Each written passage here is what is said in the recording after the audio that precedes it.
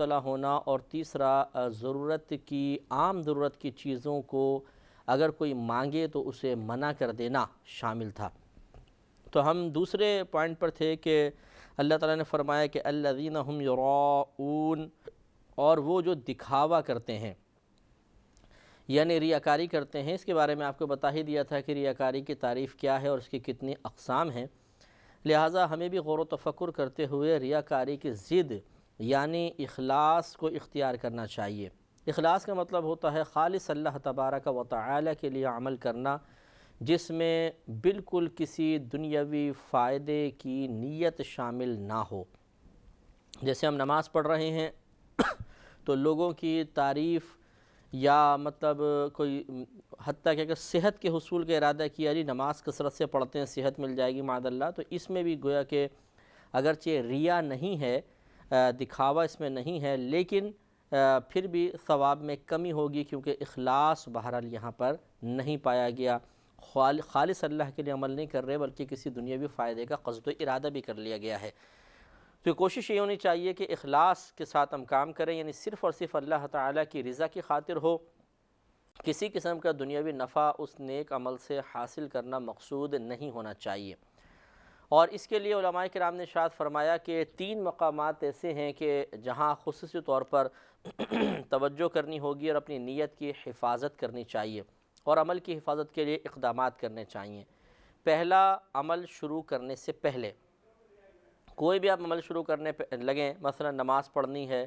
روزہ رکھنا ہے، زکوٰۃ ادا کر رہے ہیں، کوئی صدقہ وغیرہ دے رہے ہیں، کسی کو نیکی کی بات آپ کہنا چاہتے ہیں، کچھ بھی آپ چاہتے ہوں تو سب سے پہلے اپنی نیت کو خالص کریں اور سوچیں کہ میں ایسا کیوں کر رہا ہوں، کس کے لیے کر رہا ہوں، کتنا اس میں دنیاوی فائدہ مقصود ہے، کتنا اللہ تعالیٰ کی رضا مقصود ہے۔ یہ اچھی طرح اپنی نیت کو پہلے جانچیں، اس کا تجزیہ کریں، مشاہدہ کریں، اپنا سختی کے ساتھ محاسبہ کریں، اور اگر کہیں فساد ظاہر ہو جائے تو پھر اس فساد کو ختم کر کے اپنی نیت کو خالص اللہ کے لیے مخصوص کر کے پھر عمل کا آغاز کریں۔ دوسری توجہ عمل کے شروع کرنے کے بعد دوران عمل ہوتی ہے کہ درمیان میں بعض اوقات ایسا ہوتا ہے کہ شیطانی مداخلت ہو جاتی ہے اور انسان اپنے عمل کی مکمل برکات حاصل کرنے سے محروم رہ جاتا ہے۔ مثال کے طور پہ آپ نے نماز شروع کی، کوئی بھی نہیں تھا، بڑی خالص اللہ تعالیٰ کی رضا کی خاطر نماز پڑھنا شروع کی، لیکن دوران نماز کوئی شخص آ کر بیٹھ گیا اور اب آپ نے سوچا اگر میں تیز تیز رکوع یا سجود کروں گا تو یہ دل میں کہے گا کہ یار دیکھو کیسے تیز تیز نماز پڑھ رہا ہے، تو ذرا اچھی طرح پڑھوں، یا بلند آواز سے قراءت کر رہے تھے، پہلے کوئی نہیں تھا لیکن یا تھے بھی بالفرض کچھ لوگ، لیکن اتنا کوئی دکھاوے کا ارادہ نہیں تھا، اللہ تعالیٰ کی رضا کی خاطر انسان پڑھ رہا تھا، لیکن درمیان میں کوئی ایسی شخصیت آ گئی، بڑی شخصیت، کہ اب آدمی نے سوچا ذرا بناؤ، آواز کو خوبصورت کرو تاکہ یہ متاثر ہو جائیں اور کہیں میں واقعی ماشاءاللہ آپ کی قراءت تو بہت پیاری ہے۔ تو اس طرح عمل کے دوران بھی بعض اوقات ہوتا ہے کہ انسان ریاکاری میں مبتلا ہو جاتا ہے، تو درمیان میں بھی محاسبہ جاری رہنا چاہیے۔ اور تیسری توجہ عمل کے اختتام کے بعد ہوتی ہے کہ آدمی سوچے کہ کوئی کمی کوتاہی تو نہیں رہ گئی، اگر رہ گئی تھی تو توبہ کرے، اور اب یہ عمل بس کسی کو سنانا نہیں ہے، یہ غور کرنا ہوگا کہ اس کو ریا و سمعہ کہتے ہیں، ریا معنی دکھانا، سمعہ معنی سنانا، تو سنائے بھی نہیں عمل، کیونکہ اگر ہم کسی کو اپنے عمل کے بارے میں بتائیں گے اور وہی مقصود ہو کہ تعریف حاصل کرنا، تحسین حاصل کرنا، کسی کو متاثر کرنا، تو اس سے بھی عمل کا ثواب کم ہو سکتا ہے۔ لہٰذا دونوں چیزوں سے ہمیں بچنا ہوگا، ریا سے بھی اور سمعہ سے بھی۔ اگر سابقہ زندگی میں آپ محسوس کریں کہ ہم نے کوئی عمل اللہ تعالیٰ کے بجائے مخلوق کو دکھانے کے لیے کیا تھا، یا اللہ تعالیٰ کے ساتھ ساتھ مخلوق کی رضا بھی مطلوب تھی،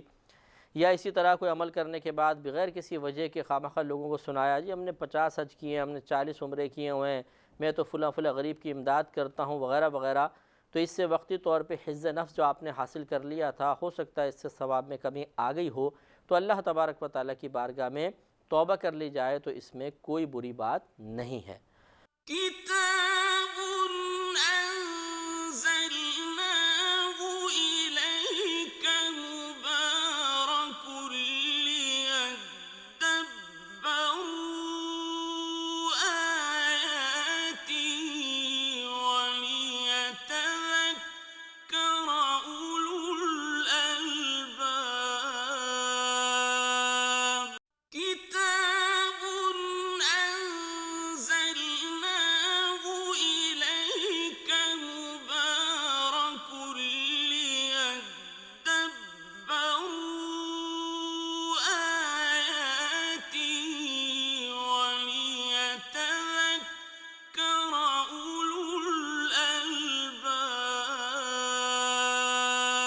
اور آخر میں اللہ تبارک و تعالیٰ نے ارشاد فرمایا وَيَمْنَعُونَ الْمَاعُونَ، اور وہ عام جو استعمال کی چیزیں ہیں وہ کوئی مانگے طلب کرے تب بھی نہیں دیتے ہیں۔ تو یہ بھی ایک برا وصف ہے، بری صفت ذکر کی گئی ہے کہ عموماً ایسی چیزیں جو اتنی قیمتی بھی نہیں ہوتی ہیں اور ان کے پڑوسی کو ان کی ضرورت بھی ہو، بیچارے تنگ دست ہوں، پریشان ہوں، تو انہیں دینے میں شرعاً کوئی حرج نہیں بلکہ باعث ثواب ہے، بلکہ ایسے لوگوں سے چیزیں روک لینا قطعاً غیر مناسب ہے۔ لیکن اس میں یہ ضرور ہے کہ اگر کوئی یہ سمجھتا ہے کہ اگر میں اس کو ہر دفعہ مانگنے پر چیز دے دوں گا تو اس کی مانگنے کی عادت ہی پختہ ہو جائے گی اور یہ بار بار مانگتا ہی ہے، باز نہیں آتا۔ جیسے بعض لوگوں کی عادت ہوتی ہے، بس وہ بچوں کو بھیج دیتی ہیں بہنیں کہ جاؤ فلاں سے پتی مانگ کے لے آؤ، فلاں سے تھوڑی سی چینی مانگ کے لے آنا، فلاں سے فلاں آٹا مانگ کر لے آؤ، مہینہ ختم ہوگا تو ہم دے دیں گے۔ ان کی عادت ہی پختہ ہو جاتی ہے، پیسے رکھے ہوتے ہیں لیکن سوچتے ہیں کہ چھوڑو پیسے کون خرچ کرے، محلے سے کچھ چیزیں منگا کر گزارا کر لیتے ہیں۔ اگر اس قسم کے لوگ نظر آئیں تو پھر تو بہرحال ان کو نہیں دینا چاہیے، یہ منع ہوتا ہے، اور اگر اس قسم کے نہیں ہیں، واقعی ضرورت مند ہیں، کبھی کبھار مانگتے ہیں، تو ان کو دینے میں کوئی حرج نہیں ہوتا۔ بعض اوقات یہ بھی ہوتا ہے کہ انسان مشینری وغیرہ کسی کو نہیں دینا پسند کرتا، کیونکہ جیسے جوسر ہے، بلینڈر وغیرہ ہیں یا استری وغیرہ ہیں، لوگ مانگ کے لے جاتے ہیں اور پھر خراب کر کے دے دیتے ہیں۔ تو اس لیے اگر حفظ ما تقدم کے طور پر ان چیزوں کو نقصان سے بچانے کی غرض سے نہیں دیتا انسان، کیونکہ اور یہ سامنے والے کی عادت پتہ ہے کہ یہ جو چیزیں لیتا ہے اتنا پرواہ نہیں کرے گا، بے پرواہی کے ساتھ استعمال کر کے خراب کر کے دے دے گا، اور پھر ہم اس سے کچھ ہرجانہ وغیرہ بھی وصول نہیں کر سکتے، ایسی صورت میں اگر منع کیا جائے تو کوئی بات نہیں، کہ یہ دراصل اپنے آپ کو ایک نقصان سے بچانا ہے۔ منع اس صورت میں ہے کہ جب سامنے والا کو نقصان بھی نہیں پہنچائے گا اور ثواب کی بھی امید ہو، اور پھر آدمی مال کی محبت میں اسے منع کرے، یہ مناسب نہیں ہوتا۔ تو یہاں تک سورۃ الماعون کا اختتام ہوا۔ انشاءاللہ اب ہم سورہ کوثر شروع کریں گے۔ مختصر ترین صورتوں میں سے ایک ہے، مکی صورت ہے اور اس میں فقط 3 آیات کریمہ ہیں۔ بسم اللہ الرحمن الرحیم، انا اعطیناک الکوثر۔ اللہ تعالی ارشاد فرماتا ہے کہ بے شک اے حبیب کریم صلی اللہ علیہ وسلم، ہم نے آپ کو کوثر عطا کیا۔ اب کوثر کی تعبیر کیا ہے، کیا تفسیر ہے، اس میں بڑے اقوال ہیں۔ بعض مفسرین کرام نے اس سے حوض کوثر ہی مراد لیا ہے کہ ہم نے آپ کو حوض کوثر عطا فرمایا۔ بعض یہ مراد لیتے ہیں کہ اس سے خیر کثیر، کہ ہم نے آپ کو بہت زیادہ بھلائیاں عطا فرمائیں، بہت انعامات سے نوازا اور اپنے خصوصی کرم کو آپ کی طرف متوجہ کر دیا۔ تو جس میں زیادہ فضیلت و کمال کا پہلو ہو وہ معنی لینا زیادہ مناسب ہوتا ہے، جبکہ آیت اس کا احتمال بھی رکھتی ہو، تو اس لیے یہ معنی لینا بہت ہی مناسب ہے کہ حبیب کریم صلی اللہ علیہ وسلم، ہم نے آپ کو بے شمار کمالات، فضائل اور خوبیوں سے نوازا، بھلائیوں سے نوازا۔ تو یہ کہ احسان کا تذکرہ ہوا۔ فَصَلِّ لِرَبِّكَ وَانْحَرْ، تو آپ اپنے رب کے لیے نماز پڑھیے اور قربانی کیجیے۔ تو اس نماز سے یا تو 5 نمازیں فرض مراد ہیں، اور یا عید کی نماز مراد ہے کہ آپ عید الاضحیٰ کی نماز ادا فرمائیں، وانحر، اور قربانی کیجیے۔ قربانی سے مراد یا تو حج کی قربانی ہے، اور یا یہ جو عید الاضحیٰ میں ہم بقرہ عید کی جو قربانی جو مالک نصاب پر غنی پر واجب ہوتی ہے وہ یہاں مراد ہے۔ لیکن چونکہ وانحر میں صرف یہ ہے کہ آپ نحر فرمائیے، قربانی کیجیے، کون سی قربانی ہے خاص پرٹیکولر ذکر نہیں کی گئی ہے، لہٰذا چونکہ جب ایک کوئی آیت آپ پڑھتے ہیں اس میں کئی معانی، کئی مفہوم نکل سکتے ہوں، تو وہ آیت معولہ کہلاتی ہے۔ یعنی پہلے تو وہ اس میں ایک لفظ مشترک استعمال کیا جو کئی معانی کے لیے وضع کیا گیا ہے، یا کئی معانی کا وہ احتمال رکھتا ہے۔ اس کے بعد ہم اپنے ذاتی رائے سے،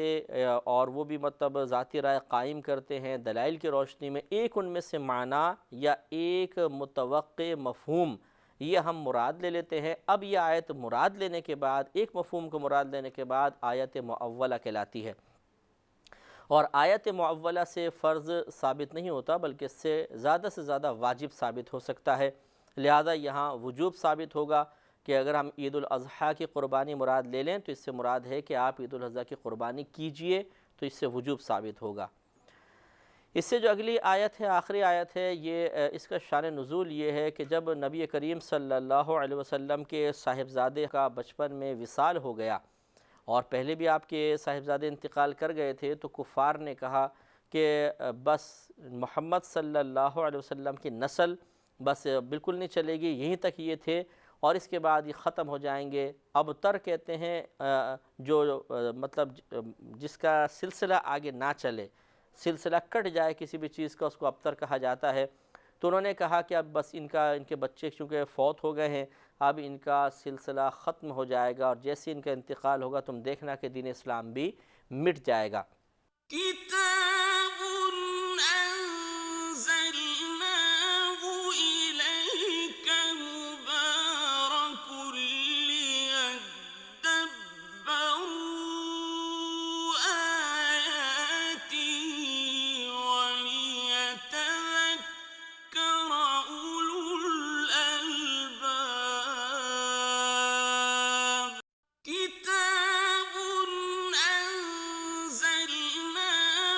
إليك مبارك ليدبروا آياته وليتذكر أولو الألباب۔ تو اللہ تبارک و تعالیٰ نے ارشاد فرمایا ان شانئک هو الابتر، کہ بے شک جو تمہارا دشمن ہے وہی ہر خیر سے محروم ہے۔ یعنی ایسا نہیں ہے کہ معاذ اللہ نبی کریم صلی اللہ علیہ وسلم کے صاحبزادے اگر وصال فرما جائیں تو آپ کے نسل کا سلسلہ منقطع ہو جائے گا، اور آپ کے بعد آپ کی جو فیوز و برکات ہیں وہ لوگوں تک نہیں پہنچ پائیں گی، بلکہ اللہ تعالیٰ اس کے لیے بہت سارے اسباب مہیا فرما دے گا۔ نبی کریم صلی اللہ علیہ وسلم خیر کثیر سے محروم نہیں رہیں گے، بلکہ دشمن ہی محروم رہے گا۔ اور پھر اللہ تعالیٰ نے ہمارے نبی کریم صلی اللہ علیہ وسلم کو وہ خصوصیت عطا فرمائی کہ کسی اور شخص کو یہ خصوصیت حاصل نہیں کہ ہر شخص کی نسل اس کے بیٹوں سے چلتی ہے، لیکن نبی کریم صلی اللہ علیہ وسلم کا یہ خاصہ ہے کہ آپ کی نسل آپ کی صاحبزادی بی بی فاطمہ رضی اللہ تعالی عنہا سے چلے گی۔ تو یہاں تک سورہ کوثر کا اختتام ہوا۔ اب انشاءاللہ سورۃ الکافرون ہوگی، یہ بھی مکی صورتوں میں سے ایک ہے اور اس میں تقریباً 6 آیات ہیں۔ اس سورہ کا شان نزول یہ ہے کہ ایک دفعہ نبی کریم صلی اللہ علیہ وسلم کی بارگاہ میں کچھ کفار حاضر ہوئے اور انہوں نے کہا کہ بھئی دیکھیں ہم آپ سے ایک معاہدہ کرنا چاہتے ہیں۔ معاہدہ یہ ہے کہ آپ ہمارے بتوں کی پوجا کر لیں، ہم اللہ تبارک و تعالیٰ کی عبادت کرتے ہیں، آپ ہمیں تنگ نہ کریں، ہم آپ کو تنگ نہیں کریں گے۔ تو نبی کریم صلی اللہ علیہ وسلم اس پر خاموش ہوئے اور اللہ تبارک و تعالیٰ کی طرف سے جواب کا انتظار فرمایا، تو یہ سورہ کریمہ نازل ہوئی۔ چنانچہ اس کا اب اس شان نزول کی روشنی میں دیکھیے کہ اللہ تعالیٰ کیا بیان فرماتا ہے۔ بسم اللہ الرحمن الرحیم، قل یا ایہا الکافرون، اے حبیب کریم صلی اللہ علیہ وسلم آپ فرما دیجئے کہ اے کافرو، لا اعبد ما تعبدون، میں نہیں عبادت کروں گا ان کی جن کی تم عبادت کرتے ہو، ولا انتم عابدون ما اعبد، اور نہ تم اس کی عبادت کرنے والے ہو جس کی میں عبادت کرتا ہوں، ولا انا عابد ما عبدتم، اور نہ میں عبادت کرنے والا ہوں اس کی جس کی تم نے عبادت کی، ولا انتم عابدون ما اعبد، اور نہ تم اس کی عبادت کرو گے کہ جس کی میں عبادت کرتا رہا ہوں، لہٰذا تم میری بات نہیں مانتے ہو اور میں تمہاری بات کبھی تسلیم کر نہیں سکتا ہوں، لہٰذا پھر نتیجہ کیا نکلا، لکم دینکم ولی دین، کہ تمہارے لیے تمہارا دین ہے اور میرے لیے میرا دین ہے۔ تو اس میں اب غور طلب بات یہ ہے کہ اللہ تعالیٰ نے اس آیت کو شروع فرمایا، قل یا ایہا الکافرون، اے حبیب کریم صلی اللہ علیہ وسلم آپ فرما دیجئے اے کافرو، اے انکار کرنے والو۔ اس سے ایک مسئلہ یہ معلوم ہو گیا کہ جو بعض ہمارے بھولے بھالے مسلمان بھائی کہتے ہیں جی کسی کافر کو بھی کافر نہیں کہنا چاہیے، تو اللہ تعالیٰ نے خود یہ فرمایا اپنے حبیب کو، بلکہ حکم دیا، فرمائیے کہ اے کافرو، تو کافر کو کافر نہیں کہیں گے تو بتائیے کیا کہیں گے؟ مسلمان تو اس کو کہہ نہیں سکتے ہیں، تو کافر ہی کہیں گے۔ اب اگر وہ اپنے کافر کہے جانے سے برا محسوس کرتا ہے تو اسے چاہیے کہ کفر کو ترک کر دے۔ اگر یہ لفظ اتنا ہی برا لگتا ہے کہ کافر ہمیں کیوں کہا جا رہا ہے، تو کافر تو کہتے ہیں انکار کرنے والے کو۔ تو جو شخص اللہ تبارک و تعالی کی تعلیم کا انکار کر رہا ہو، اس کے حبیب کریم کی رسالت کا انکار کر رہا ہو، قرآن پاک کے آخری کتاب ہونے کا انکار کر رہا ہو، اور اس آخری کتاب کے انکار کے ساتھ ساتھ اس کے تمام مضامین کا انکار گویا کہ وہ کر رہا ہے، تو پھر اس کے ساتھ اتنی قلبی ہمدردی کیوں ہے، یہ بات سمجھ میں نہیں آتی ہے۔ وہ شخص انتہائی قابل گرفت ہے، اور ایسا شخص یقیناً دوستی کے لائق بھی نہیں ہے کہ جو آپ کے رب کو جھوٹا کہے، کیونکہ جب وہ کہتا ہے کہ قرآن ہم نہیں مانتے کہ اللہ کا کلام ہے، حالانکہ اللہ تعالیٰ تو یہ فرما رہا ہے کہ میرا کلام ہے، تو گویا کہ اس نے اللہ کو جھوٹا کہا۔ پھر خود نبی کریم نے فرمایا کہ یہ اللہ کا کلام ہے، وہ کہہ رہا ہے اللہ کا کلام نہیں، تو گویا کہ ہمارے نبی کریم صلی اللہ علیہ وسلم کو بھی جھوٹا ثابت کرنے کی مکروہ کوشش کی۔ اور خود قرآن بمانگ دہل کہہ رہا ہے کہ یہ اللہ کا کلام ہے، اور وہ شخص یہ کہتا ہے کہ میں اس کو اللہ کا کلام مانتا ہی نہیں ہوں، ہے ہی نہیں اللہ کا کلام، تو گویا کہ اس نے قرآن کو بھی جھٹلا دیا۔ تو جو اللہ کو جھٹلائے، اس کے رسول کریم صلی اللہ علیہ وسلم کو معاذ اللہ جھوٹا قرار دے، قرآن کو جھوٹا کہے، وہ ہمیں کیوں اتنا محبوب ہوتا ہے، اس پہ توجہ کرنے کی ضرورت ہے۔ ایسے شخص سے قلبی محبت رکھنا اپنے ایمان کی تباہی اور بربادی کی علامت ہے۔ غیر مسلم سے دوستی کرنے کی اجازت بالکل نہیں۔ بارہا ہم نے آیات کی تفسیر کرتے ہوئے قرآن کے حکم کے ذریعے ثابت کیا کہ غیر مسلم کو دوست بنانا منع ہے۔ دوست کا مطلب یہ جو قلبی میلان جس کی طرف ہو، اس سے ملنے کو دل چاہے، اس کی صحبت میں بیٹھنے کو دل چاہے، اس کے ساتھ وقت گزارنے کو دل چاہے، اپنے راز کی باتیں اسے بتا دے آدمی، کھانے پینے میں بڑا اس کے ساتھ لطف اور مزہ آئے، یہ دوستی کی علامات ہوتی ہیں، اور ایسی گہری دوستی کرنا منع ہے۔ ہاں، ظاہری برتاؤ سے ہمارا مذہب اسلام بالکل منع نہیں کرتا۔ ہمارا مذہب یہ نہیں کہتا کہ تم کافر کو حقیر اور کمتر تصور کر کے اس کے ساتھ نازیبہ سلوک کرو۔ ہمارا مذہب یہ بھی نہیں کہتا کہ آپ کسی کو دھتکار دیں، کسی کو برا بھلا کہیں، یہ بھی نہیں ہے۔ ٹھیک ہے، اگر آپ ایک آفس میں، فیکٹری میں یا اسکول کالج میں ساتھ پڑھتے ہیں، ہاتھ ملا لینا، کلاس میں ساتھ بیٹھ جانا، تعلیم وغیرہ کے حوالے سے، آفس کے کام وغیرہ کے حوالے سے ایک دوسرے سے تعاون کر لینا، یہ اس میں کوئی حرج نہیں ہے۔ یا کوئی شخص ایسا ہے کہ جس سے محلے میں ہے، مثال کے طور پر ظاہری طور پہ تھوڑا بہت اس سے برتاؤ رکھ لینا، بلکہ اگر وہ غریب ہے، تنگ دست ہے، تو اس کی امداد وغیرہ کر دینا، اس میں کوئی حرج نہیں ہے۔ ہمارا مذہب اس سے منع نہیں کرتا ہے، منع کرتا ہے دوستی کرنے سے، قلبی میلان سے منع کرتا ہے، اسے اس طرح اپنا قریب کر لینا کہ اپنے راز اسے بتانے کے لیے انسان تیار ہو جائے، یہ منع ہے۔ کیونکہ جب آپ اتنی دوستی کریں گے تو یقینی سی بات ہے کہ دوست کے عیب نظر نہیں آتے، تو پھر اس کے کفر سے جو ایک کراہت ہونی چاہیے وہ نہیں رہے گی، ناپسندیدگی ختم ہو جائے گی، اور پھر آدمی دوست کو ناراض نہیں کرنا چاہتا، تو لہٰذا کبھی بھی آپ اس کو اسلام کی دعوت نہیں دیں گے کہ نہیں یار چھوڑو، ہو سکتا ہے دوستی خراب ہو جائے یا برا مان جائے، اور اس طرح گویا کہ آپ اس کے کفر پر راضی رہیں گے، یہ بھی مناسب نہیں ہے۔ اگرچہ آپ نہیں ہیں راضی، لیکن ایک ظاہری علامت سے ایسی لگتی ہے کہ کفر پہ انسان راضی ہو گیا ہے، اور یہ قطعاً غیر مناسب ہے۔ لیکن بہرحال خلاصہ کلام یہ نکلا کہ کافر کو کافر کہنا بالکل جائز ہے، ہاں مسلمان کو کافر کہنے سے یقیناً اجتناب کرنا چاہیے۔ اس سے دوسری بات یہ بھی معلوم ہوئی کہ اگر کوئی غلط قسم کا شخص ہے اور انسان اس سے اگر وقتی طور پہ کمپرومائز نہ کرے تو اسے یا مذہب اسلام کو کوئی بھی نقصان پہنچنے کا اندیشہ نہیں ہے، تو پھر اس قسم کا اتحاد سختی کے ساتھ ممنوع ہے۔ ورنہ ایک اتحاد نبی کریم صلی اللہ علیہ وسلم نے کفار کے ساتھ صلح حدیبیہ کی شکل میں کیا تھا، وہ ایک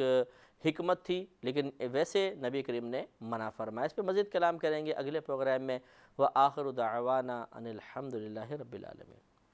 كتاب أنزلناه إليك مبارك ليدبروا آياته وليتذكر أولو الألباب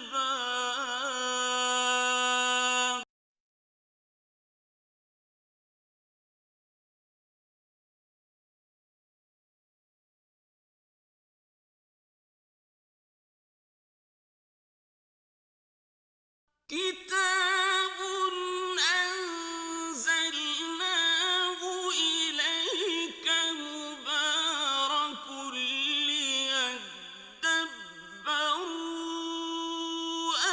آياته وليتذكر أولو الألباب الحمدللہ رب العالمین والصلاة والسلام علی سید الانبیاء والمرسلین اما بعد فاعوذ باللہ من الشیطان الرجیم بسم اللہ الرحمن الرحیم۔ اللہ تعالیٰ کے فضل و کرم سے تقریباً قرآن عظیم کا ترجمہ اور تفسیر اختتام کے قریب ہے۔ ہم نے پچھلے پروگرام میں سورہ کافرون کی تفسیر اور ترجمہ عرض کیا تھا۔ آج انشاءاللہ عز و جل سورۃ النصر کے بارے میں کلام ہوگا۔ نصر جو ہے یہ مدد کو کہتے ہیں۔ اس مدنی صورتوں میں سے ایک ہے اور اس میں 3 آیات کریمہ ہیں۔ پیچھے جو ہم نے سورہ کوثر دیکھی تھی اس میں بھی پڑھی تھی، اس میں بھی 3 آیات تھیں، اس میں بھی 3 آیات ہیں، لیکن حروف کی تعداد کے اعتبار سے یا الفاظ کی مقدار کے اعتبار سے فرق ہے۔ وہ بھی 3 آیات پر مشتمل ہے، یہ بھی 3 آیات پر مشتمل ہے، لیکن یہ بڑی ہے اور وہ تھوڑی سی چھوٹی ہے۔ تو آج اس کا آغاز کرتے ہیں۔ بسم اللہ الرحمن الرحیم۔ اذا جاء نصر اللہ والفتح، جب اللہ تبارک و تعالیٰ کی مدد اور فتح آئے۔ وَرَأَيْتَ النَّاسَ يَدْخُلُونَ فِي دِينِ اللَّهِ أَفْوَاجًا، اور آپ لوگوں کو دیکھیں کہ وہ داخل ہو رہے ہیں اللہ تعالیٰ کے دین میں فوج در فوج، یعنی فوج کی فوج اللہ کے دین میں داخل ہو رہی ہے۔ نتیجہ کیا نکلے گا؟ فَصَبِّحْ بِحَمْدِ رَبِّكَ وَاسْتَغْفِرْ، تو آپ تسبیح بیان کیجئے اپنے رب کی حمد کے ساتھ اور اس سے مغفرت طلب کیجئے۔ اِنَّهُ كَانَ تَوَّابًا، بے شک وہ بہت توبہ قبول فرمانے والا ہے۔ تو یہ جو شروع میں فرمایا کہ اذا جاء نصر اللہ والفتح، کہ جب آئے گی اللہ تعالیٰ کی مدد اور فتح، تو اس کے کئی اس میں اقوال ہیں، جن میں سے قوی قول یہ ہے کہ یہ اصل میں فتح مکہ کی طرف اشارہ ہے، کہ جب اللہ تبارک و تعالیٰ آپ کو مکہ کی فتح عطا فرمائے گا اور جس شہر سے بظاہر آپ کو نکلنے پر مجبور کیا گیا، حالانکہ نبی کریم صلی اللہ علیہ وسلم مختار تھے اور اگر آپ چاہتے تو اللہ تعالیٰ کی بارگاہ میں دعا کر کے سب کچھ آپ زیر و زبر کر سکتے تھے،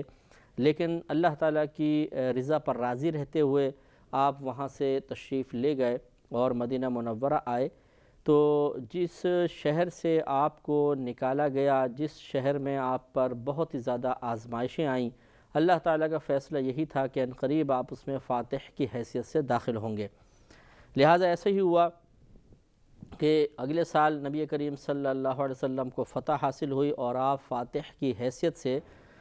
کعبۃ اللہ میں مکۃ المکرمہ میں داخل ہوئے۔ جب نبی کریم صلی اللہ علیہ وسلم نے مکے کو فتح کیا، پہلے تو اس کا محاصرہ کیا، پھر آپ اندر داخل ہوئے تو آپ نے منع فرمایا صحابہ کرام کو کہ اگر کوئی آپ پر حملہ نہ کرے تو آپ بھی اس سے بالکل تعارض نہیں کریں گے، کیونکہ شہر بڑا محترم ہے، اس کا احترام کرنا ہوگا۔ ہاں اگر کوئی خود احترام کے منافع عمل کرے تو پھر یقیناً اس پہ حملہ کر کے اسے آپ مار سکتے ہیں۔ لہذا صحابہ کرام نے کبھی ابتدا نہیں کی اور غالباً 1 یا 2 آدمی ہی اس میں مارے گئے، باقی سب نے ہتھیار ڈال دیے۔ جب نبی کریم صلی اللہ علیہ وسلم مکۃ المکرمہ میں ایک فاتح کی حیثیت سے داخل ہوئے تو علماء اسلام بیان فرماتے ہیں کہ نبی کریم صلی اللہ علیہ وسلم نے سیاہ امامہ باندھا ہوا تھا۔ تو سیاہ امامہ باندھنا یہ ویسے بھی سنت کریمہ ہے اور نبی کریم صلی اللہ علیہ وسلم نے فتح مکہ کے موقع پر اس کا انتخاب فرمایا، تو یقیناً اللہ تبارک و تعالیٰ کی رضا اور مرضی کو بھی ملحوظ رکھا ہوگا، کیونکہ اللہ کے نبی جو بھی کام کرتے ہیں وہ رضا الہی والا کرتے ہیں اور ان کی حتی الامکان یہی کوشش ہوتی ہے کہ اللہ تبارک و تعالیٰ ان سے راضی رہے، اللہ تعالیٰ کی رضا والے کام وہ کریں۔ لہٰذا ایک تو امامہ باندھنا، پھر اس کے لیے سیاہ رنگ کا انتخاب، یہ دونوں چیزیں ثابت کرتی ہیں کہ امامہ باندھنا بھی اللہ تعالیٰ کو محبوب ہے اور سیاہ رنگ بھی نبی کریم صلی اللہ علیہ وسلم کو بھی اور اللہ تعالیٰ کو محبوب ہے۔ لہذا سرکار فاتح کی حیثیت سے داخل ہوئے، اونٹنی پر سوار تھے۔ آج اگر کوئی فاتح کسی ملک میں یا کسی شہر میں داخل ہوتا ہے تو اس کا سر فخر سے اونچا ہوتا ہے اور وہ چوڑا ہو کے بیٹھا ہوتا ہے، اور جو اسیران جنگ ہوتے ہیں، جو قیدی بنا لیے جاتے ہیں، دشمنوں کے قیدی، انہیں حقارت کی نگاہ سے دیکھتا ہوا اور وہ آگے بڑھتا ہے اور تعریف طلب نگاہوں سے دیکھتا ہے کہ میری تعریف کی جائے، مدح کی جائے اور مجھے سراہا جائے اور میری بہادری کو اور میرے کمال کا اعتراف کیا جائے۔ لیکن یہاں معاملہ کچھ اور تھا۔ نبی کریم صلی اللہ علیہ وسلم نے مکے پر حملہ کوئی حکومت کے لیے نہیں کیا تھا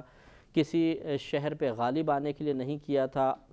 تفاخر کے لیے نہیں کیا تھا، معاذ اللہ تکبراً نہیں کیا تھا، بلکہ آپ تو اللہ تبارک و تعالی کے کلمے کو بلند کرنے کے لیے بھیجے گئے تھے، اور یہی مقصد آپ کے پیش نظر تھا کہ اعلاء کلمت الحق ہو، ہر جگہ اسلامی قوانین نافذ ہو جائیں، لوگ مسلمان ہو جائیں، بہت اچھی بات ہے، نہیں ہوتے تو مطیع و فرمانبردار ہو کر اسلامی قوانین کی پابندی اختیار کر لیں، جس کو ذمی کافر آپ کہتے ہیں۔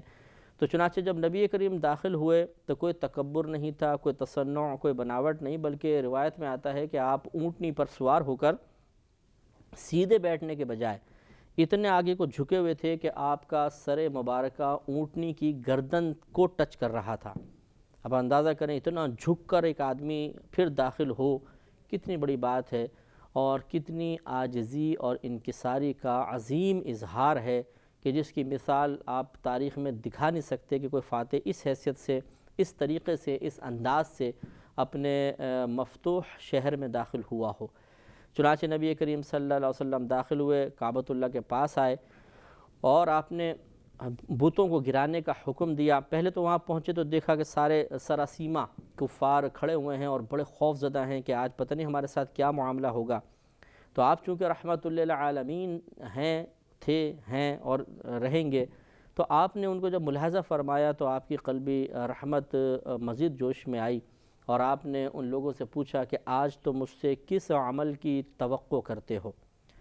تو انہوں نے جواب دیا کہ آپ کریم ہیں، کریم باپ کے بیٹے ہیں، آپ شریف ہیں، شریف باپ کے بیٹے ہیں۔ کہنے کا مقصد یہ تھا کہ کریم جب غالب آتا ہے تو اظہار کرم کرتا ہے، لہٰذا آپ ہم پر شفقت کا اظہار فرمائیے۔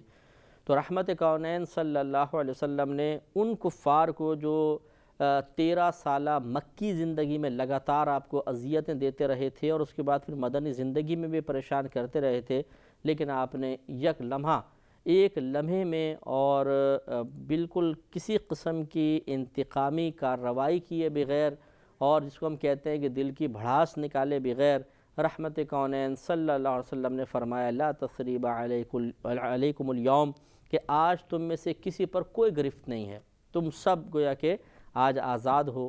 اس منظر کو دیکھ کر اس وقت کھڑے ہوئے ہزارہا کفار ایمان لے آئے تھے۔ كتاب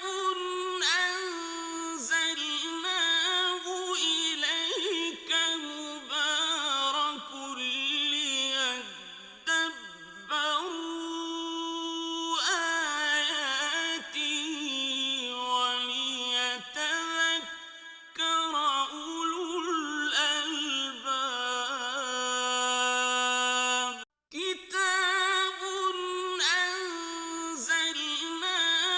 إليك مبارك ليدبروا آياته وليتذكر أولو الألباب۔ کہ اتنا دریائے رحمت جوش میں ہے اور اتنے رحیم اور کریم یہ شخص ہیں کہ ان پر کون سا ظلم روا نہیں رکھا گیا اور کون سا الزام نہیں لگایا گیا، لیکن اس کے باوجود اتنا کرم، اتنی شفقت، اتنی محبت، لہٰذا پھر وہ فوج در فوج داخل ہوا۔ اور پھر جب نبی کریم مکہ المکرمہ میں رہے تو پھر اطراف کے قبائل، پورے قبیلے آ کے اسلام قبول کرنے لگے۔ تو چنانچہ اللہ تعالیٰ نے اس کے بارے میں یہی ارشاد فرمایا وَرَأَيْتَ النَّاسَ، اور آپ دیکھیں گے لوگوں کو، يَدْخُلُونَ، کہ وہ داخل ہو رہے ہیں، فی دین اللہ، اللہ تعالیٰ کے دین میں، افواجاً، فوج در فوج، یعنی فوج داخل ہو رہی ہے، پورے قبیلے اسلام میں داخل ہو رہے ہیں۔ اور نبی کریم صلی اللہ علیہ وسلم نے وہاں پر ایک اور ایسا معاملہ فرمایا کہ جس معاملے کی کوئی مثال ہمیں حقیقتاً نہیں مل سکتی، کہ آپ نے حضرت بلال رضی اللہ تعالی عنہ سے فرمایا کہ آپ کعبۃ اللہ پر کھڑے ہو کر اذان دیں۔ تو حضرت بلال رضی اللہ تعالی عنہ کعبۃ اللہ پہ کھڑے ہوئے اور آپ نے اذان دی، جس سے نبی کریم صلی اللہ علیہ وسلم نے گویا کہ ثابت فرمایا کہ مذہب اسلام کسی غلام کو، آزاد کردہ غلام جو آزاد ہو چکے تھے، یا ایسے ایک عام شخص جس کے پاس کوئی مال و متاع نہ ہو، اسے کوئی حقارت کی نگاہ سے نہیں دیکھتا، بلکہ مذہب اسلام سب کو یکساں اور برابر سلوک دیتا ہے، اس کے ساتھ سلوک کرتا ہے اور اس کی تعلیم دیتا ہے۔ بلکہ نبی کریم صلی اللہ علیہ وسلم نے اپنے عمل سے ثابت فرمایا کہ جو نبی کا محب ہوتا ہے، چاہے وہ کیسی ہی مالی حیثیت پر کیوں نہ مشتمل ہو، اللہ تعالیٰ اور اس کے رسول اسے اعلیٰ مقام عطا فرماتے ہیں۔ تو حضرت بلال رضی اللہ تعالیٰ عنہ نے اذان دی۔ چنانچہ جب یہ انعامات نبی کریم کو دنیاوی لحاظ سے بھی حاصل ہوئے کہ لوگوں کے دل میں عظمت محبت پیدا ہوئی اور آپ کا جو تبلیغ کا دائرہ تھا مزید وسیع ہوا اور اس میں آسانی ہوئی، تو اللہ تعالیٰ کی طرف سے جب انعامات کو نزول ہوتا ہے تو یہ اللہ تعالیٰ کی عادت کریمہ ہے کہ وہ بندوں سے اس بات کا ارادہ فرماتا ہے کہ وہ اس کا شکر ادا کریں، اس نعمت کے حصول کے جواب میں نافرمانی نہیں بلکہ عبادت میں زیادتی کریں۔ لہٰذا یہی تعلیم دیتے ہوئے آگے ارشاد فرمایا فَسَبِّحْ بِحَمْدِ رَبِّكَ، تو آپ اپنے رب کی ثنا کرتے ہوئے اس کی پاکی بیان فرمائیں، وَاسْتَغْفِرْ، اور اس سے مغفرت طلب کریں۔ اب نبی کریم صلی اللہ علیہ وسلم تو مغفرت شدہ ہیں اور حقیقتاً آپ کے قدموں کی برکت سے پوری کائنات میں مغفرت تقسیم ہوتی ہیں۔ اللہ تعالیٰ آپ کے کرم سے، آپ کے فضل کے وسیلے سے ہزارہا کو بخشے گا، بخش رہا ہے اور بخشا ہے۔ تو لیکن اب نبی کریم صلی اللہ علیہ وسلم کو جو استغفار کا حکم دیا گیا وہ صرف ایک شکرانے کے طور پر ہے، اللہ تبارک و تعالیٰ کے معبود ہونے کے اعتراف کے طور پر ہے، اس بات کے اعتراف کے طور پر ہے کہ مجھ سے بڑی ایک عظیم ذات موجود ہے جو میری گرفت کر سکتی ہے،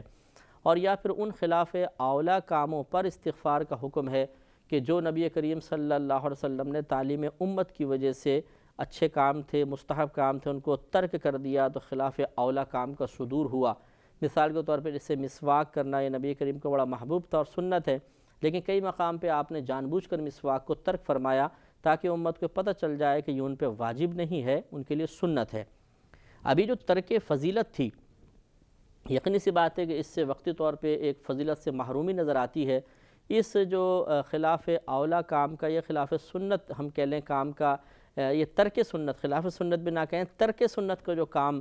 صدور پذیر ہوا، اس پر استغفار کا حکم ہے۔ اور یا پھر بعض مفسرین نے فرمایا کہ یہ نبی کریم کے لیے حکم نہیں ہے بلکہ یہ آپ کے ذریعے اس امت کے لیے احکام ہیں کہ وہ اللہ تعالیٰ کی بارگاہ میں استغفار کریں۔ انہو کان توابا، بے شک اللہ تبارک و تعالیٰ بہت توبہ قبول فرمانے والا ہے۔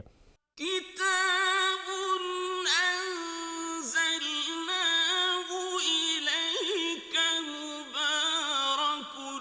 ليدبروا آياته وليتذكر أولو الألباب كتاب أنزلناه إليك مبارك ليدبروا آياته وليتذكر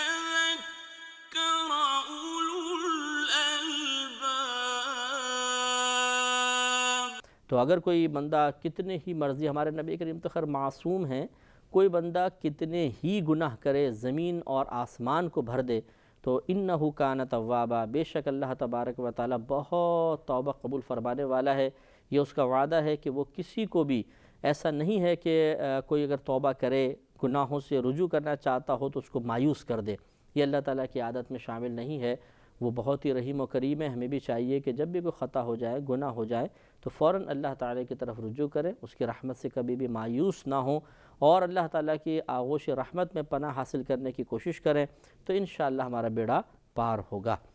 تو یہاں تک سورہ نصر کا اختتام ہوا۔ اب انشاءاللہ سورۃ اللہب ہے، یہ مکی صورتوں میں سے ایک ہے اور اس میں 5 آیات ہیں۔ اس کا شان نزول شروع کے جو آیات ہیں، اس کا شان نزول پہلی آیت کا بلکہ کہہ لیں کہ شان نزول یہ ہے کہ نبی کریم صلی اللہ علیہ وسلم کو جب اللہ تبارک و تعالی نے حکم فرمایا کہ آپ اعلانیہ طور پر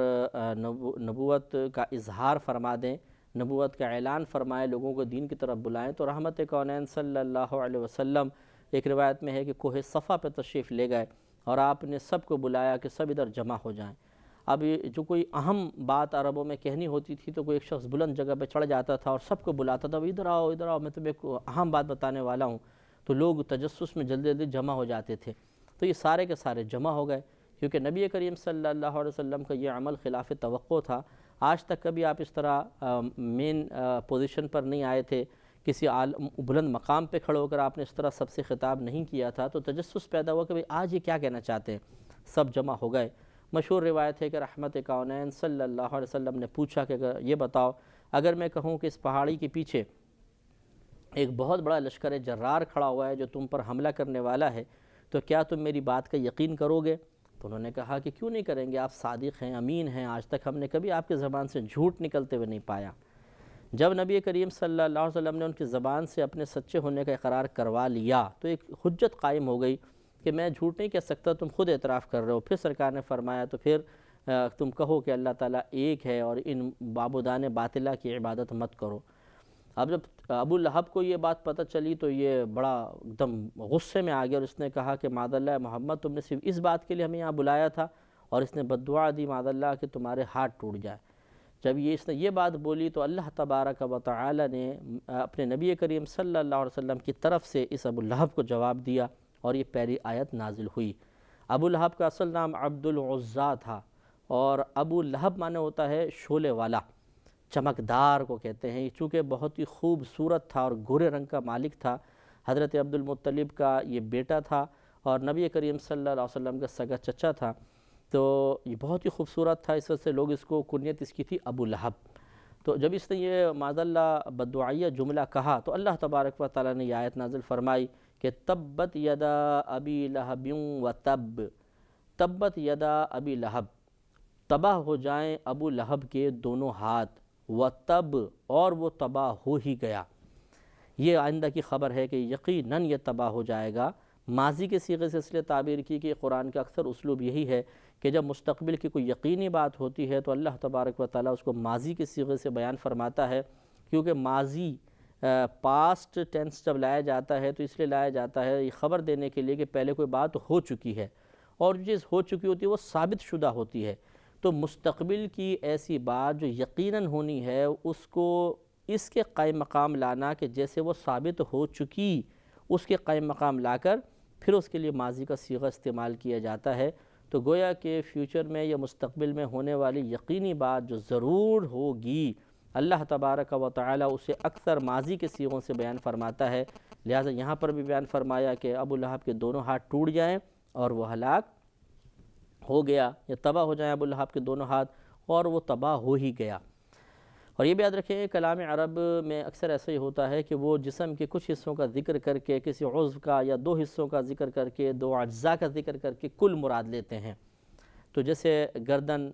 غلام کے بارے میں کہتے ہیں جو اس نے اس گردن آزاد کر دی، ایک گردن آزاد کر دی، تو خالی گردن مراد نہیں ہوتی بلکہ پورا غلام مراد ہوتا ہے۔ اسی طرح جو اللہ نے فرمایا کہ ابو لہب کے دونوں ہاتھ تباہ ہو جائیں، مراد یہ ہے کہ پورا ابو لہب تباہ ہو جائے، صرف دو ہاتھ مراد نہیں ہے۔ جب یہ آیت کریمہ نازل ہوئی تو پھر اس کی زبان سے نکلا اگر ایسے ہی ہے کہ میں تباہ ہو جاؤں گا، ہلاک ہونے لگوں گا، تو میں اپنی اولاد کو، اپنے مال اور دولت سب کو فدیہ کر دوں گا تو میں بچ جاؤں گا۔ یعنی پھر بھی ہدایت حاصل نہیں ہوئی، خوف پیدا نہیں ہوا، اس نے اس طرح ایک جملہ بولا، تو اس کے جواب میں دوسری آیت نازل ہوئی جس کا بیان انشاءاللہ اگلے پروگرام میں ہوگا۔ وآخر دعوانا ان الحمدللہ رب العالمین۔ كتاب أنزلناه إليك مبارك ليدبروا آياته وليتذكر أولو الألباب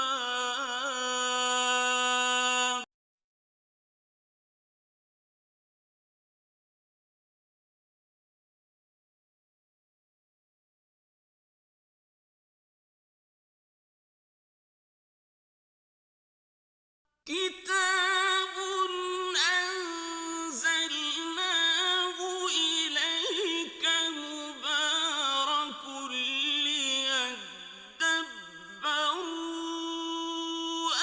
آياته وليتذكر أولو الألباب۔ الحمدللہ رب العالمین والصلاة والسلام علی سید الانبیاء والمرسلین، اما بعد فاعوذ باللہ من الشیطان الرجیم، بسم اللہ الرحمن الرحیم۔ سورۃ اللہب چل رہی تھی اور اس کی پہلی آیت کی تفسیر مکمل ہوئی تھی۔ دوسری آیت کے شان نزول کے بارے میں آپ کو بتایا تھا کہ جب اللہ تعالیٰ نے پہلی آیت کو نازل فرمایا کہ ابو لہب کے دونوں ہاتھ تباہ ہو جائیں اور وہ تباہ ہو ہی گیا، تو ابو لہب نے اس کے جواب میں کہا کہ اچھا اگر ایسا ہے تو میں تباہ نہیں ہو سکتا، کیونکہ میں اپنی اولاد اور اپنے مال کو بطور فدیہ دے کر اپنی جان چھڑا لوں گا۔ اس پر اللہ تبارک و تعالی کی طرف سے یہ آیت نازل ہوئی کہ ما اغنا عنہ مالہ وما کسب،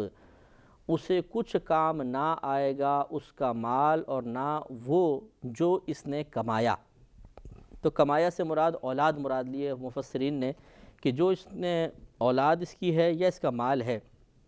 اس سے کچھ کام نہیں آ سکتا اور یہ ہلاک و برباد ضرور ہو جائے گا۔ لیکن اس کی بدبختی آپ دیکھیے کہ یہ اس کے باوجود ایمان لے کر نہیں آیا، اور پھر اللہ تعالیٰ نے خبر دی کہ سیصلی نارا ذات لہب وامرأتہ، ان قریب دھسے گا یہ ایک ایسی آگ میں کہ جو لپٹ مارتی ہوگی، اور اس کی بیوی بھی، یعنی دونوں جہنم کی آگ میں جائیں گے۔ تو اس کی بیوی جو تھی وہ ام جمیل بنت حرب بن امیہ تھی،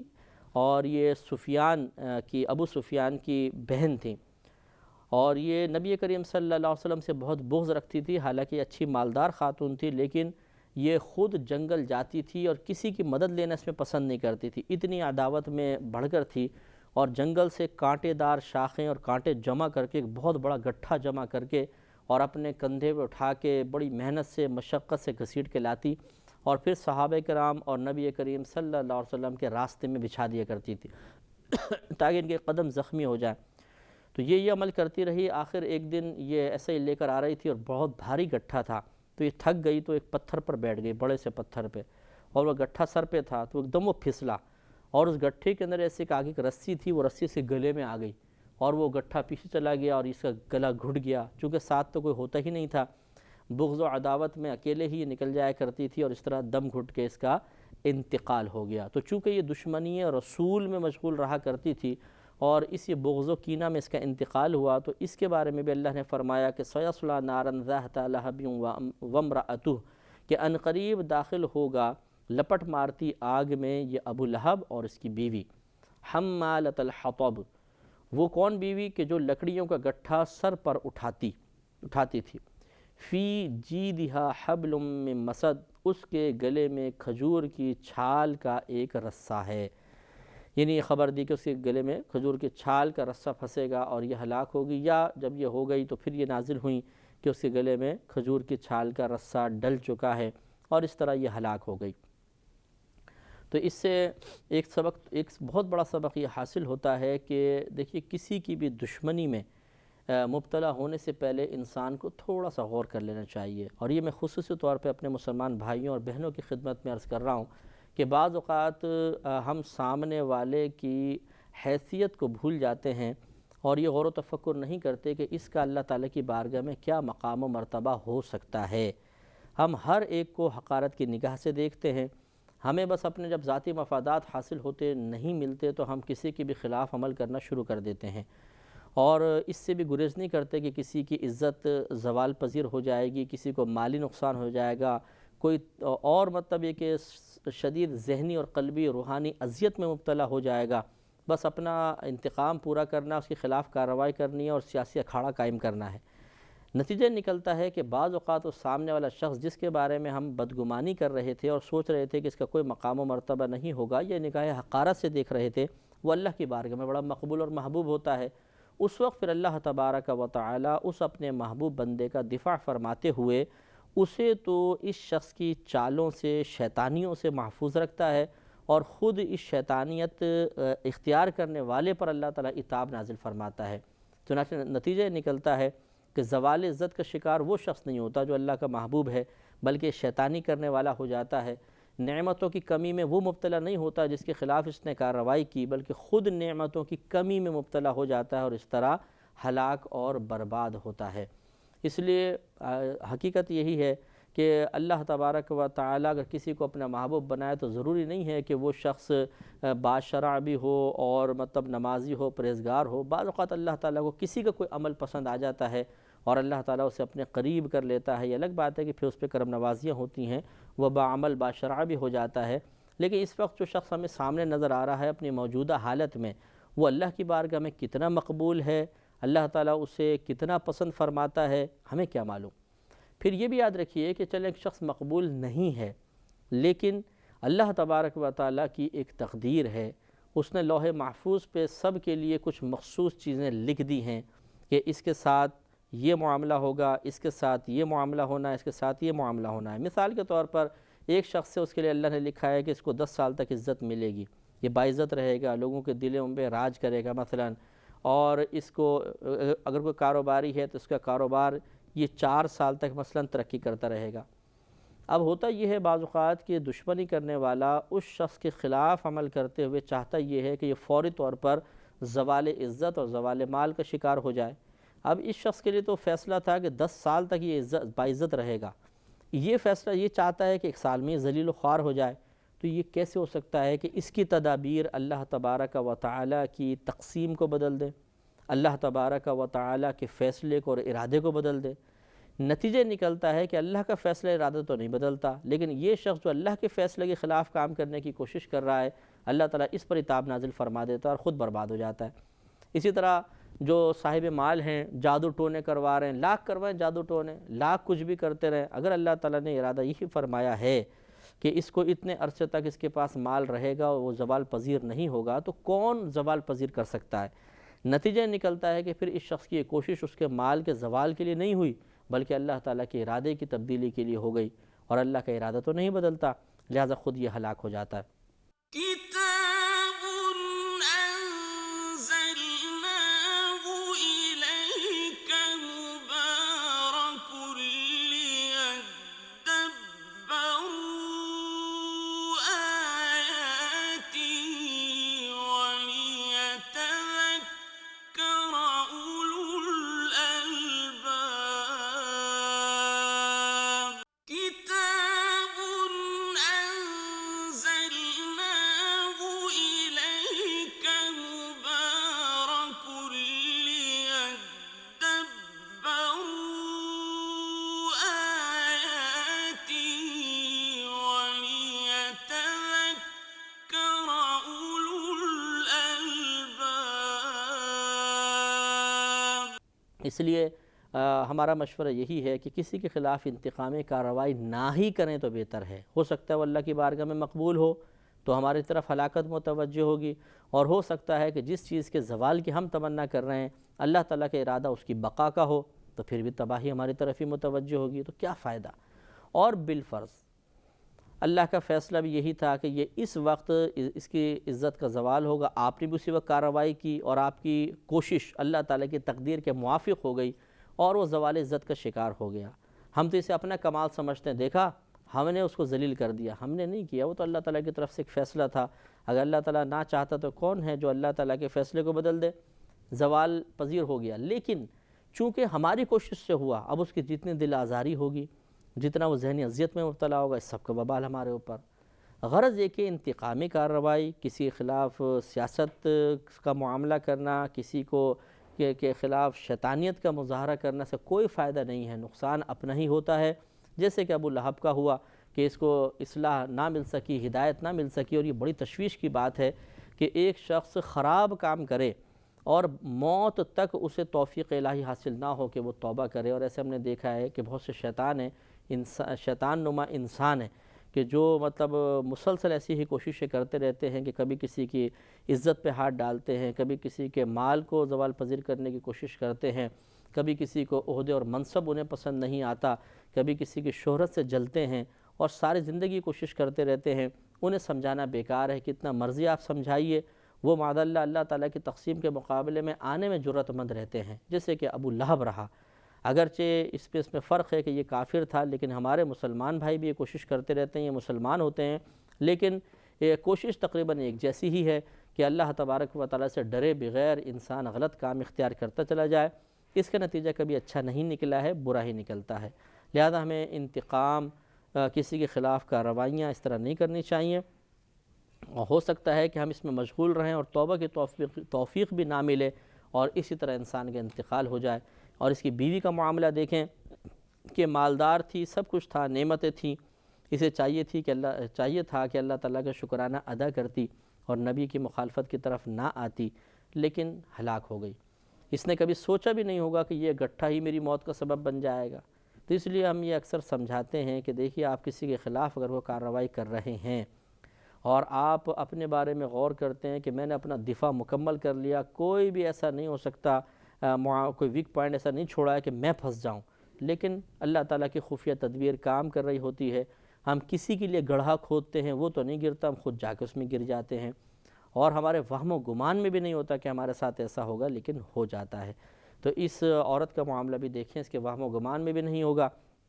کہ آج جو میں گٹھا لے کر جا رہی ہوں، اس سے جو میں نے ناپاک ارادے وابستہ کیے ہوئے ہیں ان کی تکمیل کا مجھے موقع نہیں ملے گا۔ وہ بڑی خوشحالی ہوگی، لیکن ایک پتھر پہ بیٹھی اور وہی گٹھا اس کی موت کا سبب بن گیا اور توبہ کی توفیق بھی نہ مل سکی۔ اب یہ ہمیشہ ہمیشہ جہنم میں جلے گی، کبھی بھی جنت میں جانا نصیب نہیں ہوگا۔ تو اللہ نہ کرے اگر ہم مسلمان بھی اسی طرح کی غلط کاموں میں مصروف رہے، کبھی بہنوں کے خلاف، کبھی بھائیوں کے خلاف، رشتہ داروں کے، محلے والوں کے، آفس میں ساتھ کام کرنے والے، فیکٹری میں کام کرنے والے لوگوں کے خلاف اس طرح کارروائی کرتے رہے اور اللہ ناراض ہوا اور ہمیں توبہ کی توفیق بھی نہ مل سکی، تو انجام دردناک ہو سکتا ہے۔ كتاب أنزلناه إليك مبارك ليدبروا آياته وليتذكر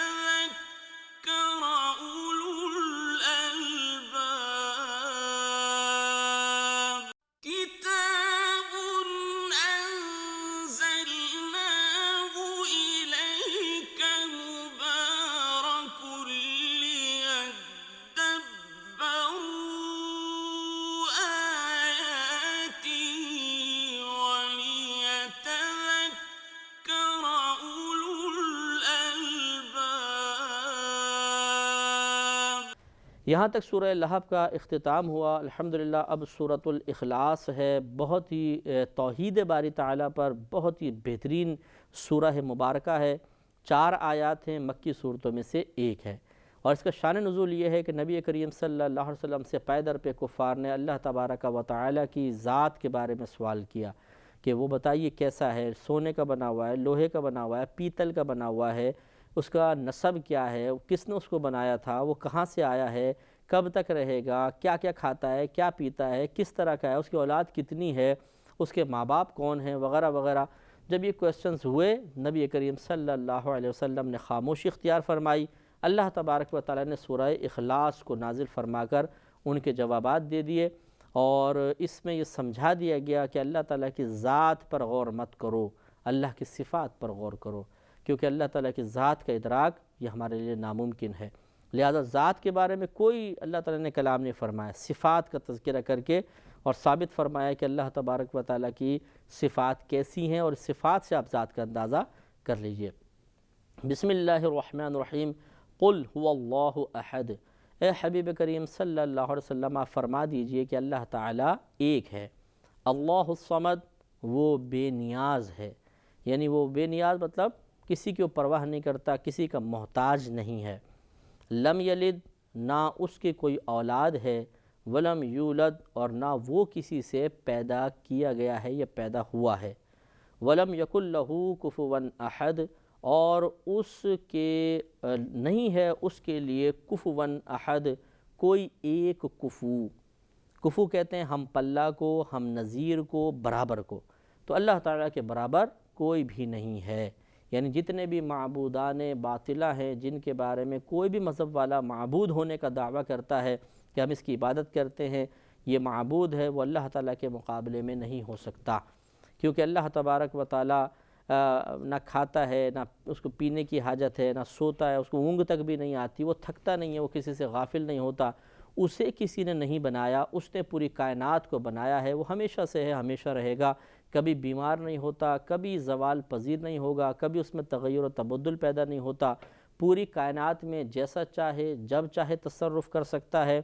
پوری کائنات کے ذرے ذرے کا علم رکھتا ہے، کوئی چیز اس سے مخفی نہیں، کوئی چیز بھولتا نہیں ہے، بالکل ظلم نہیں فرماتا، یا ارحم الراحمین ہے، یہ تمام صفات کسی معبود میں دکھا دیجئے کہ جس کے بارے میں کوئی دعویٰ کر رہا ہو۔ جو بھی کسی کو اپنا معبود مانتا ہے وہ معبود مخلوق ہی ہوتی ہے، اس کا خالق اللہ تبارک و تعالی ہے۔ یہ الگ بات ہے کہ ہم بعض اوقات تخلیق کی نسبت مخلوق کی طرف کر دیتے ہیں، جیسے ایک آدمی نے ایک بت بنا لیا مثال کے طور پر، تو ہم کہتے ہیں جی انہوں نے بت بنایا، اور وہ اس کی عبادت بھی کرتے ہیں، تو اپنے ہی بنے ہوئے خدا کی، اور اگرچہ دیکھا جائے تو فاعل حقیقی تو اللہ تعالیٰ ہے۔ اللہ تعالیٰ نے ہم کہتے ہیں پوری کائنات کو بنایا، لیکن اس طرح جو غلط چیزیں بنائی جاتی ہیں اس کی نسبت اللہ کی طرف کرنا مناسب نہیں ہوتا، تو ہم بندوں کی طرف کرتے ہیں کہ جی بندوں نے اس بت کو بنا لیا مثال کے طور پر۔ تو آپ دیکھیں کہ کسی بھی جس کو معبود سمجھا جاتا ہے، چاہے وہ چاند ہو، ستارے ہوں، سورج ہو، آگ ہو، حتیٰ کہ بعض جگہ سانپ کو، چوہے کو، بندر کو پوجا جاتا ہے، اس طرح بتوں کو پوجتے ہیں، تو کوئی بھی چیز ایسی نہیں ہے کہ جو اللہ تعالیٰ کے مقابل آنے کی صلاحیت رکھتی ہو۔ لہٰذا عقل کا تو تقاضا تو یہی ہے کہ جو چیز سب سے یکتا ہو، سب سے منفرد ہو، اسی کا انتخاب کیا جائے۔ جیسے ہم ہیئر اسٹائل میں دیکھ لیں، گفتگو میں دیکھ لیں، لباس کے اندر دیکھ لیں، خاندان میں دیکھ لیں، بیٹے بیٹی کی شادی کے سلسلے میں، حتیٰ کہ نام رکھنے کے سلسلے میں دیکھ لیں کہ انفرادیت چاہتے ہیں، اپنے آپ کو سب سے نمایاں رکھنا چاہتے ہیں، سب سے بہترین چیز کا انتخاب کرنا چاہتے ہیں۔ اگر ہمارے قدرت و اختیار میں ہو تو پھر ہمیں سب سے درست، صحیح اور سب سے بہترین رب کا انتخاب کرنا چاہیے، اور وہ ایک ہی ہے۔ قل هو اللہ احد، فرما دیجئے کہ اللہ تعالیٰ ایک ہے۔ چنانچہ اللہ تعالیٰ کی ہمیں عبادت کرنی چاہیے، کوئی اس کے مقابل نہیں ہے۔ جس کو بھی آپ دیکھیں گے کہیں نہ کہیں خرابی اور آپ کو سقم نظر آئے گا، لیکن اللہ تعالیٰ کی ذات بڑی کامل ہے۔ تو چنانچہ اللہ تعالیٰ نے ایک اپنی وحدانیت کے بارے میں فرمایا، قل هو اللہ احد، آپ فرما دیجئے کہ اللہ ایک ہے۔ اور اس کے ایک ہونے پر اگرچہ یہ نص صریح ہے، لیکن عقلی لحاظ سے بھی آپ دیکھیں تو پوری کائنات کا نظام جس طرح بغیر نقص کے چل رہا ہے وہ ثابت کرتا ہے، پہلی دو باتیں ثابت کرتا ہے۔ ایک یہ کہ کوئی نہ کوئی ذات تو ایسی ہے جو اس کو کنٹرول کر رہی ہے، بغیر وداؤٹ کنٹرول کیسے یہ نظام چل سکتا ہے آپ بتائیے۔ اگر کوئی آپ سے یہ کہے کہ ہمارے کچن میں ایسا ہوتا ہے کہ کوئی ہم نے مشین وغیرہ بھی نہیں لگائی، کچھ بھی نہیں لگایا ہوا، بس ایسا ہوتا ہے کہ صبح صبح فریج کھلتا ہے، ڈبل روٹی نکلتی ہے، انڈے نکلتے ہیں، ڈبل روٹی سیکھ کے تیار ہو کے آ جاتی ہے، پھر انڈے خود بخود پھٹتے ہیں، فرائنگ پین آتا ہے، اس میں گھی آ جاتا ہے، انڈا اس میں چلا جاتا ہے، پک کے آ جاتا ہے اور ہمارے سامنے پہنچ جاتا ہے۔ تو آپ کہیں گے کہ نہیں، آپ نے کوئی ضرور کوئی مشینری لگائی ہوگی، اور سامنے والا کہے کہ نہیں ایسا کچھ بھی نہیں ہے، تو وہ کہے گا کبھی ہو ہی نہیں سکتا، کیونکہ اتفاقی طور پر ایک کچن کا 5 منٹ کا نظام بھی نہیں چل سکتا اتفاقی طور پر، تو اس پوری کائنات کا نظام کیسے اتفاقی طور پہ چل سکتا ہے؟ لہٰذا ماننا پڑے گا کہ کوئی نہ کوئی ذات تو ہے۔ اب وہ ایک ہے، دو ہے، یا پوری ٹیم ورک کر رہی ہے، تو اس پر عقل یہ کہتی ہے کہ وہ ایک ہی ہو سکتا ہے، اس لیے کہ اگر دو ہوتے تو ضرور اختلاف رائے ہوتا، اور جہاں اختلاف رائے ہوتا وہاں تباہی ضرور ہوتی ہے، وہاں ضرور گڑبڑ پیدا ہوتی ہے، ایسا ہو ہی نہیں سکتا۔ اور خود قرآن کا فیصلہ بھی ہے کہ اگر اللہ تعالیٰ کے علاوہ کئی خدا ہوتے تو یہ زمین و آسمان تباہ ہو جاتے، سب کچھ برباد ہو جاتا۔ لہٰذا معلوم ہوا کہ ایک ذات ایسی ہے جو پورے کائنات پر حکومت فرما رہی ہے، اس کو کنٹرول کر رہی ہے، اور وہ ہمارے اللہ کی ذات ہے۔ مزید اس پہ کلام کریں گے اگلے پروگرام میں۔ وآخر دعوانا ان الحمدللہ رب العالمین۔ كتاب أنزلناه إليك مبارك ليدبروا آياته وليتذكر أولو الألباب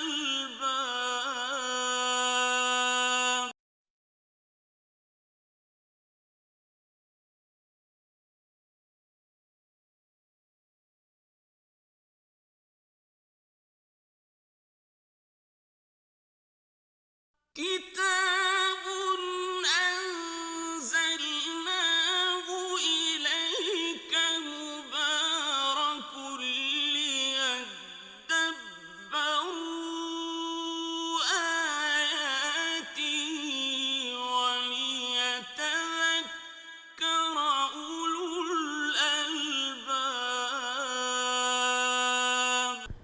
الحمد للہ رب العالمین، والصلاة والسلام علی سید الانبیاء والمرسلین، اما بعد فاعوذ باللہ من الشیطان الرجیم، بسم اللہ الرحمن الرحیم۔ سورۃ الاخلاص کی تفسیر چل رہی تھی۔ اللہ تبارک و تعالیٰ نے کفار کے ذات باری تعالیٰ پر کیے گئے سوالات کے جواب میں اس سورہ کریمہ کو نازل فرمایا، اور اس کے پہلے حصے میں دعویٰ فرمایا کہ قل هو اللہ احد، آپ فرما دیجئے کہ اللہ ایک ہے۔ اور اس دعوے کی دلیل یہی ہے کہ اگر دو خدا ہوتے، جیسے خود قرآن میں بیان فرمایا کہ اگر زمین و آسمان کے درمیان کئی الہ ہوتے تو ضرور زمین و آسمان فساد کا شکار ہو جاتے، تباہ ہو جاتے، کیونکہ دو بادشاہ ایسا ہو ہی نہیں سکتا کہ عاجزی، انکساری اور بھائی چارے کے ساتھ چل سکیں۔ حکومت کا ایک اپنا تکبر اور نشہ ہوتا ہے، اور آدمی اس نشے میں ایسا مست ہوتا ہے کہ کسی اور کی شرکت کو برداشت نہیں کرتا، تو پھر ایسے ہی ہوتا کہ اختلاف رائے ضرور ہوتا، کیونکہ کام ایک نہیں ہے، روزانہ اربوں کھربوں کام ہوتے ہیں۔ کہیں بارش برسانی ہے، کہیں دھوپ نکالنی ہے، پھر دھوپ تیز ہے، ہلکی ہے، بادل آنے نہیں آنے، کہیں پر ہوائیں تیز، کہیں ہلکی، کہیں ٹھنڈی، کہیں گرم، کہیں قحط سالی، کہیں نعمتوں کی فراوانی، کہیں صحت، کہیں بیماری، کہیں وبا، کہیں پر وبا کا اختتام، کہیں غذا دینی ہے، کہیں غذا کی قلت قائم رکھنی ہے، کہیں کسی کو بیمار کرنا ہے، کسی کو تندرست کرنا ہے، کسی کو زوال عزت کا شکار کرنا ہے، کسی کو عروج اور عزت کی بلندی کی نعمت سے نوازا جانا ہے۔ تو اتنے مسائل ہیں، ان میں کہیں نہ کہیں تو اختلاف ہوتا، اور جب اختلاف رائے ہوتا ہے تو پھر وہ ایک چیز تک محدود نہیں رہتا کہ ایک علاقے پہ یہ کہیں کہ چلو جی قحط ہوگا، دوسرا کہتا نہیں ہوگا، چلو اچھا، چلو اختلاف چل رہا ہے، نہیں، بلکہ یہ اور چیزوں میں بھی صلاحیت کر جاتا ہے، اور ہر چیز پھر دوسرے کا فیصلہ برا محسوس ہونے لگ جاتا ہے، اور تباہی ہوتی، جنگ ہو جاتی، آپس میں تباہی ہوتی، بربادی ہو جاتی۔ لیکن اس کائنات کا بے نقص نظام جو عرصہ دراز سے بغیر کسی فساد کے جاری و ساری ہے، ثابت کر رہا ہے کہ اس کائنات کو کوئی نہ کوئی کنٹرول ضرور کر رہا ہے، اور کنٹرول کرنے والا فقط ایک ہی ہے، اس کے مقابل اور کوئی بھی نہیں ہے، اور اس کے ساتھ شریک کوئی بھی نہیں ہے۔ یہ جو فرشتے وغیرہ کام کرتے ہیں یا ہم دنیاوی کام کرتے ہیں، تو اللہ تبارک و تعالیٰ کوئی ہمارا محتاج نہیں ہے۔ یہ نہیں کہہ سکتے کہ ہم سب اللہ تعالیٰ کے ساتھ اس کائنات کے نظام کو چلانے میں شریک ہیں، اس لیے کہ وہ ہمارا محتاج نہیں، وہ چاہے تو بغیر ہمارے بھی کائنات کا نظام چلا سکتا ہے، وہ تو ارادہ فرماتا ہے، اور ہر چیز اس کے ارادے کے تابع ہے، چاہے وہ جاندار چیز ہو، چاہے وہ بے جان چیز ہو، لہذا وہ ہمارا محتاج نہیں، وہ تو اس کی ایک عادت کریمہ ہے، یا اس کا ایک کرم ہے، فضل کا اظہار ہے کہ اس نے بہت سارے